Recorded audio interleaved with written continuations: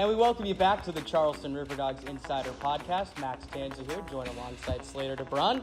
Slater, welcome to the RiverDogs #1. Thank you for joining us today. Thank you for having me. I'm excited. Absolutely. Well, walk us through, what have the last couple weeks been like? You obviously made your RiverDogs debut in Myrtle Beach. You feeling settled in now here in Charleston? Yeah, it was nice getting called up for sure. Finishing the rehab assignment. Myrtle Beach was a good intro. Myrtle Beach is not too different from here, so it was a good little intro, and then getting settled in here still. I think I only got 5 nights under my belt so far here, but I'm having fun. Yeah, is this everything that you've thought about? Were people telling you what Charleston was like, getting to play in front of these crowds and so forth? What were your expectations coming in, and how would you compare now with hindsight? Yeah, I had super high expectations coming in. Like in the complex in Port Charlotte, everybody talks super highly about Charleston. Like it's the best minor league town at any level, in the country. So I had high expectations. It's been met so far. The crowds are good. In between innings, it gets rowdy, and it's just like it's a cute town. It's like old. The roads are kind of bumpy, but there's some character. Yeah, no, tons of character. That was the biggest thing that I noticed when I first got here. You grew up on the West Coast, right? So you were born in California but moved up to Oregon, and that's where you went to high school. What was it like growing up playing baseball in the Northwest? Yeah, it was. I never played baseball in California. I started when I was almost 12 in Oregon, so a lot later than a lot of kids. But like it was a good, played that year of Little League. We had an awesome Little League team. I think that's kind of where I fell in love with the game. I definitely fell in love watching it on TV before, but like that camaraderie, I guess would be the word. But like that chemistry you had, that made me fall in love with baseball that Little League year. Baseball Northwest is on the up and up. My draft 2025, we had I think 5 first rounders. Yeah. Oh wait, no, 5 guys drafted. And a lot of first rounders too. It was absurd. You Nyans, right? Was yeah, one too? Schoolcraft. Yeah. We had River too, and Pike got drafted. He went to Oregon State. But it was amazing, the talent that year, and I think for years to come. So it's growing. Yeah, I grew up in Seattle. I was playing against Corbin Carroll. I was in the draft class, but he was in my age group and so forth too. I think that Northwest baseball is really gritty. Like they always joke that more pitchers are developed there because you're constantly indoors and so forth in the off seasons. It really doesn't get nice out until July, honestly, at some points. How did that kind of embed any grittiness in you, like having to play indoors all the time? Yeah, I've spent so many days inside of the field house, which is the indoor facility that I train at in Bend. It's gritty. It's not like super nice. Like 5 cages all lined up next to each other. We got like 9 youth teams practicing, and then older kids right next to them. 12 little kids in one cage next to like me and my dad in the next cage. It's definitely gritty, and I can't remember how many times I open the door leaving the field house and I'm like on ice on the ground. There's really no training outside in the winter. Which is fine. You can still get better at baseball indoors, but you're definitely right about that. For me, it was always the fluorescent lighting, like when you're trying to hit off someone in the cage or something like that, like live hitting, and you got those lights blinking up there and everything. But I guess when you get out to live pitching, it makes it seem a little bit easier and so forth. You would think. I mean, I think so, but hitting is just such a weird There's really no. I feel like you kind of want to try to train exactly how it's going to be in the game, and if you're like a little dimmer in the cage, your eyes just kind of adjust, and if you do enough reps at a certain, with a certain amount of light, you're going to get used to it, and maybe it's not like the best thing. I don't know. I'm still trying to figure it out. Yeah, I remember too, like the biggest thing when I was playing summer ball or high school ball or anything like that was actually like getting reps onto the field and so forth. If you went down to Arizona to play a tournament, all those guys have been playing outside on the field for the entire winter time, and you go out there and you're taking a live ground ball off the dirt or something like that for the first time, reading a fly ball that's way up there and so forth. It's just a completely different scenario. Yeah, we don't get to do that in the middle of winter. That's why I'm gonna have to like mix up the off season a little bit, like definitely spend time there, but I got to get those libraries before spring training too, so got to be smart about that. Yeah, when did getting drafted kind of become real for you? When were you starting to get more attention? When did it feel like you had a chance? I think July 5th, 2024. We had Perfect Game National event in Phoenix, Arizona at Chase Field, and I was walking up in the stands after I had a nice game, got a nice hit off a good pitcher. I was walking the stands just up to my dad, and a scout came up to me, hey Slater, can we have a meeting with you in September at your house in Bend? And I mean, maybe I thought about the draft, but I hadn't really considered that like there was serious interest until like that moment. I remember July 5th, 2024. That's awesome. Yeah, about a year before the actual draft. No, yeah, and then your style of play is really fun to watch too. Obviously, great bat to ball ability, great speed. I feel like every time you put the ball on the ground, infielders are not looking forward to trying to make a throw across the diamond. How does that play into your game, your success and so forth? Especially too, I feel like that's kind of an art that's been lost in baseball. Yeah, for sure. Yeah, I'm putting the ball on the ground a lot, more than I want to. Probably running about a 95% ground ball clip at this point, but it's not like I'm not super negative about it because, like you said, like I got the ability to put pressure on the infield when I do that and get some hits doing it. But it's a little frustrating because I work super hard in the weight room, to be strong and twitchy, and I feel like sometimes I don't use that strength at all, like when I'm just pounding it on the ground, using my speed, but I know I got the ability to do some more damage. So it's just kind of finding a balance between playing into that strength of bat to ball and speed, but also using, what I'm working really hard for, which is my ability to be strong and drive the ball. So it's definitely finding a balance, and I think that's like what I'm trying to find right now. And is that something that like was kind of something that you developed when you joined the Rays organization, the Orioles organization, or has that been a couple years now? I think I've always played with this manner in high school and in the summers when there's less velocity and the pitchers are just, they're not pro pitchers. It's easier for me to lift the ball more. So I didn't really realize it was, it's just a little different when the pitching's not as elite. And then here, what you're good at is like, what you're kind of good at kind of gets eliminated, and then what you're really good at is just what you're good at in pro ball. The circle just kind of shrinks. Yeah. So now this is what I've got here. And I kind of had a feeling it was going to be like this at the start of my career, and then, acquiring information and then trying to make the circle bigger again. So it has been like that my whole life, but it's definitely more magnified now. Yeah, and you've had a really unique start to your professional career. You were a day one pick by the Orioles, and then right around Christmas time in December, you're traded to the Tampa Bay Rays. Walk us through, let's start now getting down to Sarasota, beginning your career with the Orioles. Just what was that like, especially going all the way from Oregon to Florida? It was, I'm going to say absurd, but then kind of normal right after, because luckily Port Charlotte's 30 minutes away from Sarasota, so the geographical change was like basically none. But when it happened, I was just lifting weights in my gym at home. I was resting between sets of split squats, I remember, and I got the call, short call. It's I think I shed some tears, but like more out of surprise, Wasn't expecting it, hadn't played a game, was still hurt at the time. I didn't, I really did want to play for the Orioles because they're the team that drafted me, but then like to get traded for a big leaguer like felt good too, so it was definitely like a complete mix of emotions. Yeah, and you came over here with Caden Bodine too, who began the year with the RiverDogs as well.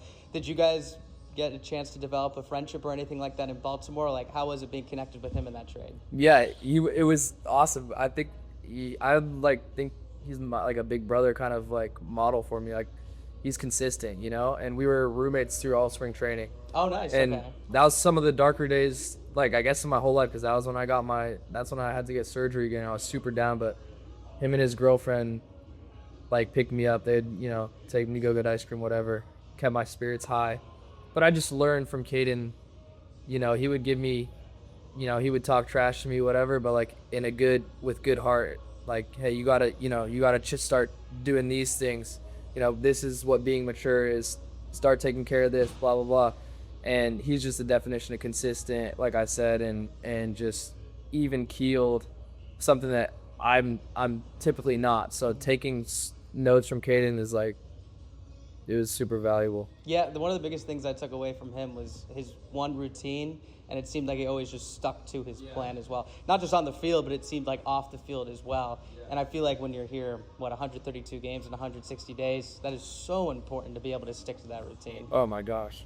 I'm still really figuring that out. Like, you're not like literally your pregame routine for sure, like what gets you prepared, but then what you're doing off the field, And to be honest, like, I'm still figuring that out. He Yeah. knows what worked for him because he's nasty, Coastal Carolina, you know? Yeah. So he had something that he could stick to. He could trust that when it wasn't going as good as he wanted to. Well, he had this routine. I think I'm trying to find that routine that I can trust.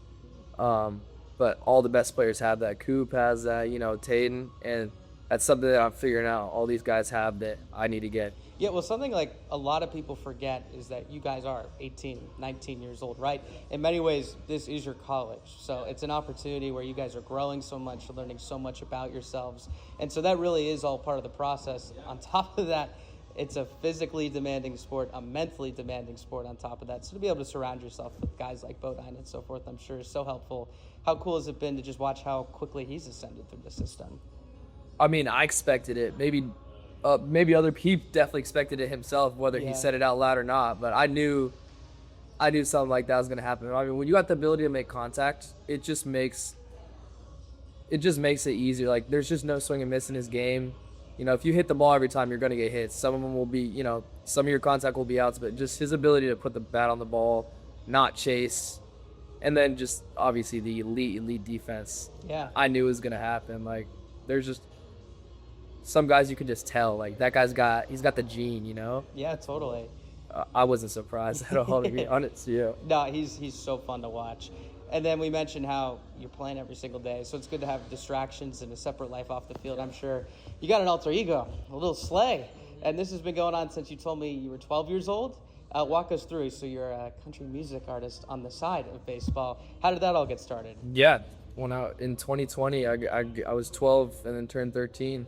And it was during COVID. I started making beats, and I kind of would rap some. I used to rap. That's why my name's Lil Slay. I don't rap anymore, sing. But I started out rapping, and then I was like, kind of done with making beats. And then I just started singing one day. It's like, maybe my production skills will make my not so good voice sound like solid. Yeah. And I kind of got to the point where I was like, okay, this is like, you know, I'd be willing to share this with other people.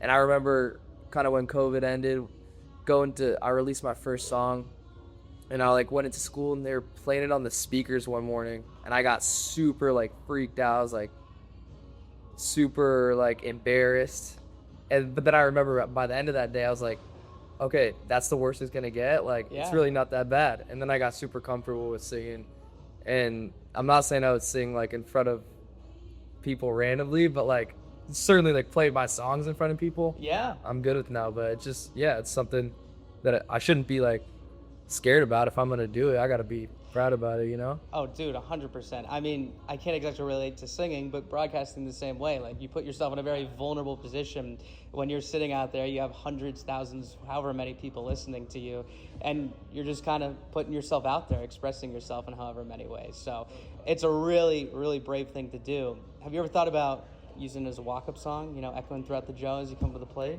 Yeah, all the guys in the locker room are telling me to switch it right now to my song, but like, I don't know.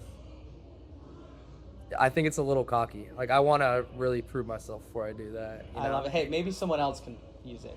There we go. If they want to hear so bad, they can use it. Like, exactly. So, how do you create these songs? Are you writing from personal experience? Like, what's the process of writing these songs?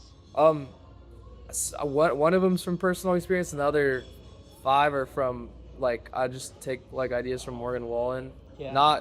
Not copy ideas. Just take inspiration. Inspired. Yes, exactly. And kind of build these fake stories in my head. Like, Find Me a Bar is probably my most popular one, but yeah, I'm not going to bars, can't drink, so it's not literal, obviously.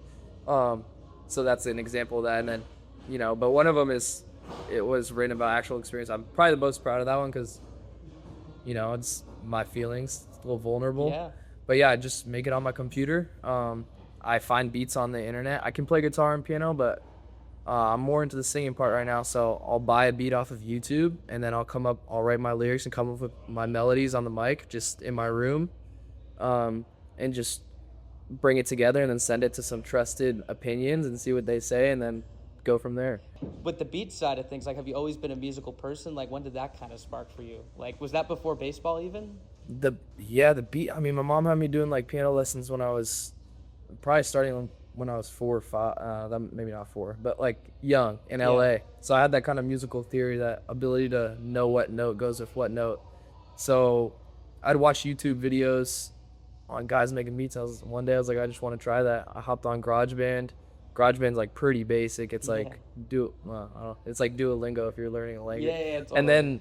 And then Logic is like GarageBand on steroids. It's just like more features and stuff. And then I really started getting into it. Now when you love something, it's super easy to just spend hours doing it. Yeah, well, that was kind of going to go into my next question.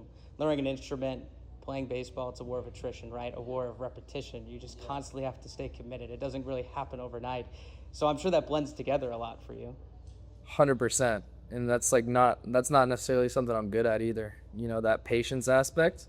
And like you're saying, it doesn't happen overnight. And I think, you know, at the start of this professional baseball journey, like you want to make fixes overnight, but trusting that it's okay if tomorrow doesn't go exactly how you want it. It's hard, but that's just a fact. That's how it's gonna be, you know. So yeah, it doesn't happen overnight. Music is a craft the same way. You're not gonna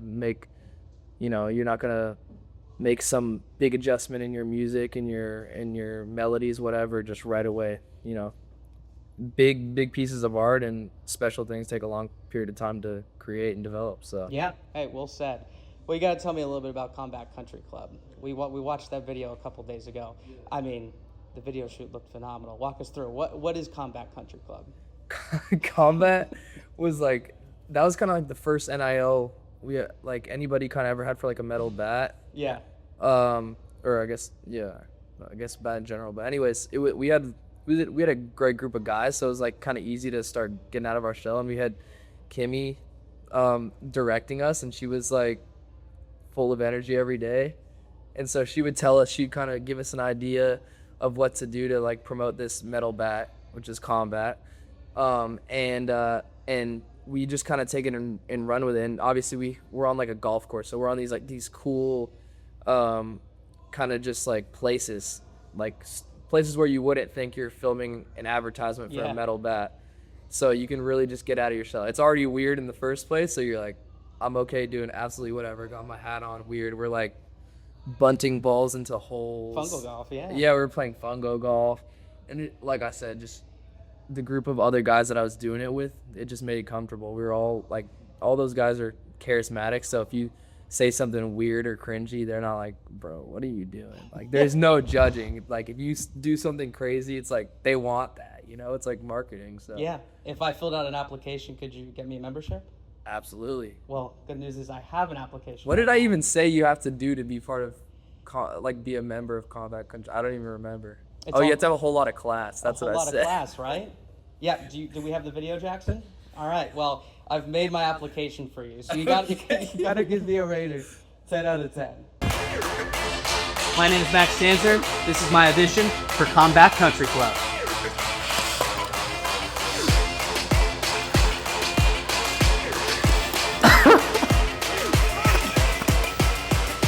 Whole lot of class.